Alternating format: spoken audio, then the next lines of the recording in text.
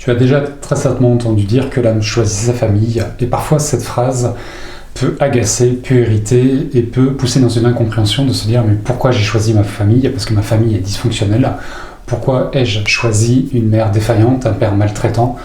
Ou pourquoi ai-je choisi le fait d'avoir été abandonné par cette famille? Pourquoi choisit-on sa famille? Pourquoi l'âme choisit cette famille en particulier? Qu'est-ce que l'âme vient vivre réellement? Pourquoi sommes-nous dans une incompréhension, parfois dans une révolte, une injustice? Je t'explique tout ça à travers cette vidéo.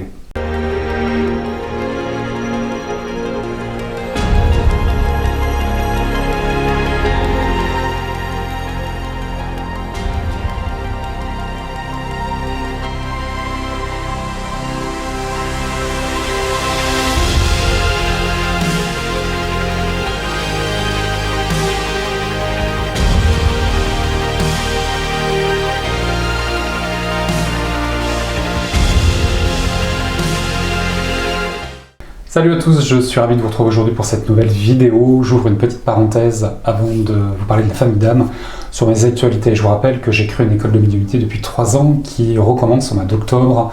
Si vous voulez apprendre la médiumnité, les bases de la médiumnité, la clairaudience, la clairvoyance, l'écriture inspirée, comment se nettoyer, se protéger énergétiquement, je vous invite à aller sur mon site à découvrir le programme de cette école de médiumnité, des différents stages que je propose, comme le stage des constellations familiales, pour revenir à soi et se défaire de cette loyauté, pour mieux comprendre qu'est-ce que l'on vit dans notre famille, quel est notre rôle, et comment se défaire du poids transgénérationnel. Et également que je suis à Paris le jeudi 24 septembre, au Salon du Bien-être, au Salon Zen de Paris, invité par Maison d'édition, et je passerai toute la journée sur le salon. N'hésitez pas à venir à la conférence à 13h45 ou à me rejoindre sur le salon pour une séance de dédicace, pour papoter. Je serai là toute la journée, profitez-en pour une fois que je viens à Paris, c'est exceptionnel. Fin de la petite parenthèse. Pourquoi l'âme choisit sa famille? Quel est l'intérêt pour l'âme de choisir sa famille? Et qu'est-ce que ça veut véritablement dire, choisir sa famille? Il faut déjà comprendre que l'âme n'est pas un humain, elle ne fonctionne pas comme nous, elle n'a pas la même analyse. Et l'âme a une grande particularité par rapport à nous, c'est qu'elle n'a pas d'ego. L'ego que nous avons va juger, va séparer ce qui est bien de ce qui est mal, ce que l'on veut, ce que l'on ne veut pas, et va structurer beaucoup de choses dans nos vies. L'âme vient s'enrichir, elle vient faire des expériences, elle n'est absolument pas reliée au temps. Nos incarnations qui peuvent durer des décennies,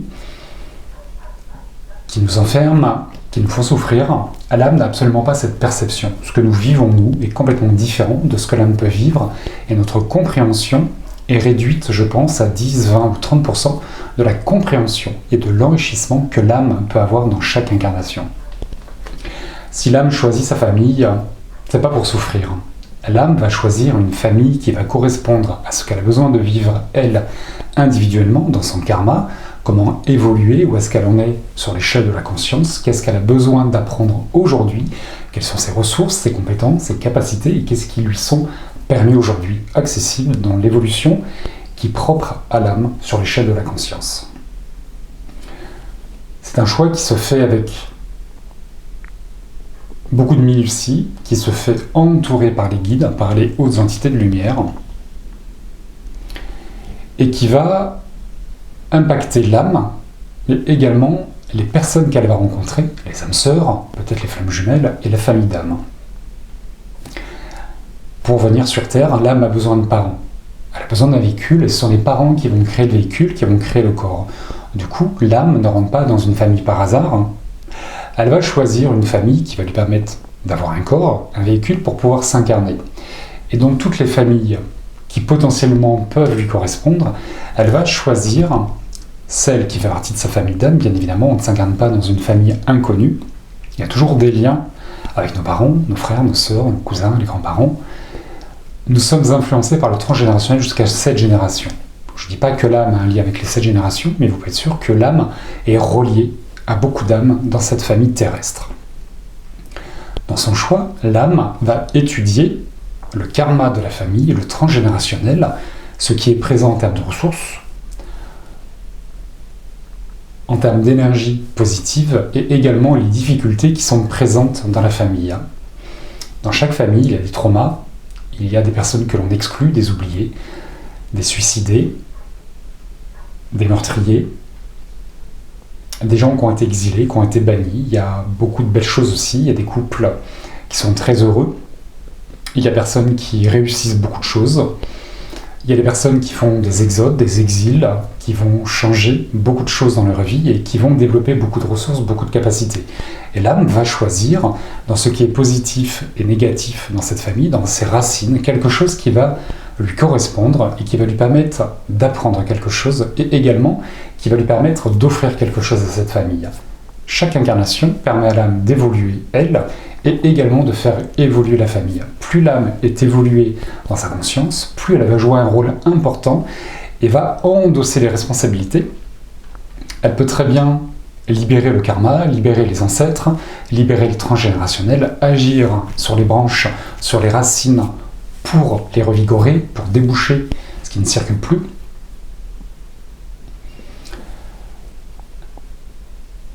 Elle va peut-être aussi venir réussir à quelque chose que l'un des cintres n'a pas réussi à faire. Et tout ça est scrupuleusement relié au karma de la famille et au karma de l'âme. L'âme, lorsqu'elle choisit son incarnation, elle ne choisit pas de venir souffrir. Elle ne choisit pas la maltraitance, l'abandon, elle va choisir une famille, une expérience. Elle va apporter son aide à cette famille, à ce clan qu'elle connaît. Elle va venir s'enrichir de quelque chose et après il pourrait y avoir ce qu'on appelle des effets collatéraux ou des effets secondaires. Il y a beaucoup de médicaments qui ont des effets secondaires qui sont désagréables. Dans cette incarnation, peut-être que l'âme va venir choisir de seconder une de ses âmes sœurs, de l'épauler, d'offrir quelque chose à cette famille et qu'en contrepartie, elle pourrait avoir quelque chose qui vienne la bousculer, la faire souffrir, mais puisqu'elle a les capacités d'endurer cette souffrance et de la transmuter, elle va y aller avec courage, avec volonté, avec empathie et avec beaucoup d'amour. Je pense que tous les parents donneraient leur vie pour leurs enfants. Je pense que toute personne qui aime véritablement quelqu'un, dans le couple, un enfant, un parent, un frère, un ami, on serait capable de donner un rein ou de donner notre vie pour quelqu'un. L'âme ne donne pas sa vie. Elle donne une vie, elle s'investit dans une vie pour aider quelqu'un qu'elle aime. Et parfois, il va y avoir des dommages, des effets secondaires qui vont venir la faire souffrir, qui vont réveiller des blessures, qu'elle va guérir, qu'elle va transmuter. Ce karma familial n'est pas à subir, il n'est pas à supporter, il est à porter puis à lâcher. On hérite de poids familiaux, on hérite également de beaucoup de cadeaux. Tout ce que l'on vit n'est pas une malédiction, n'est pas à subir, tout se transmute, tout se transforme. Et lorsque vous arrivez dans une famille qui est dysfonctionnelle, maltraitante, vous rentrez dans cette famille pour leur offrir quelque chose et surtout pour transformer les choses. Ne vivez pas la même vie que vos parents, ne supportez pas le karma de vos grands-parents, ni de vos arrière-grands-parents, vous êtes là pour transmuter, transformer, faire ce qu'ils n'ont pas réussi à faire et libérer la descendance, les enfants, les générations à venir. L'importance de l'âme est capitale. Chaque âme dans chaque famille a un rôle bien spécifique, prépondérant et important, autant pour elle que pour toute la famille. C'est un clan qui fonctionne ensemble, qui est interconnecté, interdépendant, et chaque mission d'âme est reliée les unes aux autres. Je pense qu'il y a un gros ordinateur de l'autre côté qui va réfléchir à tout ça pour entremêler le tout. Il n'y a pas de fausse route, on ne peut pas se tromper. On ne peut pas être à côté de sa mission d'âme, ni à côté de sa mission de vie. Parfois on est dérouté, parfois on ne comprend pas, parfois on se met en souffrance, parfois on rejette ce que l'on vit. Et très souvent on ne comprend pas ce que l'on peut vivre parce qu'on a une vision ou une lecture dans les incarnations qui va être réduite à un mental, à un ego, et qui va rejeter beaucoup de choses. Souvent lorsque nous sommes dans l'expérience, on ne la comprend pas parce qu'on est en plein dedans et on est dans l'affect. Lorsqu'on sort de chaque enseignement, on peut s'enrichir. Et on peut trouver un sens positif à chaque expérience.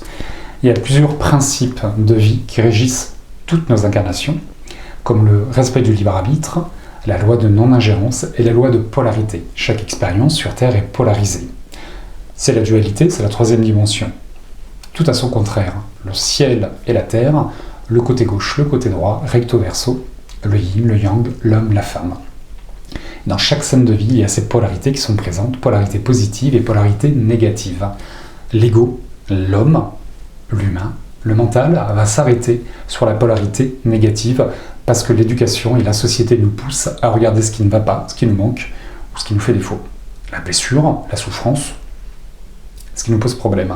Et la spiritualité, l'âme, elle, va regarder la polarité positive dans chaque expérience. L'aboutissement, l'enseignement. Qu'est-ce que m'apporte cette difficulté, cette blessure? Qu'est-ce que ça m'apporte à moi? Qu'est-ce que j'offre aux autres? Est-ce que je suis capable de vivre cette expérience? Est-ce que je jette l'éponge? Pourquoi mon âme est venue dans cette famille si elle n'a pas les capacités de vivre ce qu'elle a besoin de vivre pour elle et pour les autres? Il n'y a pas d'erreur d'aiguillage. La famille dans laquelle vous êtes n'est pas forcément idéale. Par contre, elle va poser les jalons de ce que vous avez besoin de travailler, qui va correspondre à votre karma familial, à votre évolution personnelle, de libérer vos traumas, de dépasser vos blessures. Chaque âme correspond à sa famille parce qu'elle va se retrouver dans sa famille. Souvent, on va nous relier à nos parents, tel père, tel fils, telle mère, telle fille. Il a le même caractère que son père. Ah, il ressemble bien à sa mère. Est-ce qu'on ressemble véritablement à nos parents? Ou est-ce que l'âme vient se coller dans une famille parce que son caractère, son évolution, va correspondre à celle de son père ou à celle de sa mère? Est-ce qu'on hérite vraiment de nos qualités, de nos comportements, de nos dons? Ou est-ce que nous arrivons dans une famille qui va correspondre à ce que nous sommes nous déjà, en tant qu'âme, dans notre évolution? C'est la question qu'on pourrait se poser. J'ai une idée sur la question, on en parlera peut-être plus tard, si vous le souhaitez. Cette famille n'est pas là pour vous faire souffrir. Cette famille est là pour permettre à votre âme de s'exprimer, de grandir, de s'enrichir, d'offrir le meilleur d'elle-même, de se révéler et d'apporter quelque chose pour elle et pour toutes les personnes qui sont présentes dans cette lignée transgénérationnelle. Il faut aider nos ancêtres dans ce qu'ils n'ont pas réussi à faire, dans leurs traumas, dans leurs blessures. On peut porter leur poids, surtout pour s'en délester, pour transmuter ce qu'ils n'ont pas réussi à faire, tout comme votre descendance fera la même chose pour vous. L'âme s'engage toujours par amour. C'est ce qui va nous différencier de notre âme. C'est que nous ne fonctionnons pas pareil, nous ne regardons pas au même endroit, et nous avons un affect, un émotionnel, qui va effectivement réveiller certaines choses qui sont très très désagréables. Maintenant, rien n'est dû au hasard. Il n'y a pas une personne qui arrive sur Terre en étant mauvaise. Qu'est-ce que cette personne a vécu pour devenir mauvaise, pour devenir maltraitante? Par quoi ils sont passés, eux? C'est intéressant aussi de se mettre à la place de nos parents, de nos grands-parents. De quoi ils ont manqué? Qu'est-ce qu'ils ont subi, eux, pour être ses parents? Comment nous sommes-nous? Personne n'est parfait, il faut être bienveillant avec soi et être honnête, authentique, savoir être lucide et reconnaître que nous aussi on a nos défauts et que dans l'éducation qu'on apportera à nos enfants, est-ce que nous serons parfaits? Je pense pas. Personne n'est parfait d'ailleurs. Nous apporterons ce que nous pouvons apporter et que vos enfants viendront auprès de vous parce que vous allez leur apporter ce qu'ils ont besoin de recevoir. À chaque âge, on ne vit pas la même chose, on ne s'enrichit pas des mêmes choses. Pour l'âme, c'est la même chose. Dans son âge, elle n'expérimente pas la même chose et elle ne s'enrichit pas de la même manière. Voilà ce que je voulais partager avec vous. Comment comprendre ce choix de l'âme qui ne correspond pas au choix de l'ego. Quel est l'intérêt de l'âme? Quel est notre intérêt pour nous? Parce qu'il y a un intérêt pour tout le monde, ça c'est évident. Encore faut-il prendre le temps de regarder cette polarité positive qui est présente dans chaque scène. C'est un principe de vie universel auquel nous sommes reliés. Comprendre l'intérêt pour nous, pour les autres. Que seriez-vous prêt à faire pour vos amis, pour votre famille, pour quelqu'un que vous aimez? Quel est le don de soi? Où est l'amour dans tout ça? Et pour ceux qui sont dans une famille aimante, c'est génial. Il y a autre chose qui va se travailler. Et vous allez apporter autre chose. C'est ni bien ni mal tout ça. C'est un peu le but de l'âme, sortir du jugement, de revenir à l'amour inconditionnel. Et être complètement différent. C'est l'évolution de l'homme également, vers la 5e dimension. Sortir de la dualité pour arriver à cette unité. L'unité de l'âme. Voilà ce que je voulais partager à travers cette vidéo. Dans la communauté, je vais vous faire une vidéo sur le transgénérationnel, la reliance à nos parents, à nos grands-parents, à nos ancêtres. Comment se défaire de tout ça? Autre parenthèse, je vous rappelle également que j'ai créé un compte sur Substack qui me permet de diffuser des newsletters, de vous parler de mes actualités, et également je me suis remis à écrire des articles et j'écris écrit une série de 5 articles que je diffuse actuellement sur Substack pour comprendre ce transgénérationnel, l'influence de notre karma, de ces 7 générations du côté du père et de la mère, à quoi ça sert tout ça, et si le cœur vous en dit, je vous invite à venir découvrir les constellations familiales pour vous libérer de tout ça, reprendre votre place, votre légitimité, et découvrir réellement qui vous êtes, quelle est votre importance, quel est votre rôle de cette famille, et surtout de valoriser votre place, votre incarnation, car je pense que c'est primordial, surtout pour avancer. Et si vous avez envie d'espoir, de retrouver goût à la vie, je vous invite à découvrir la future méditation qui arrive très bientôt également sur ma chaîne. Voilà, je vous embrasse bien fort, je vous dis à très bientôt pour une prochaine vidéo, et d'ici là, prenez soin de vous.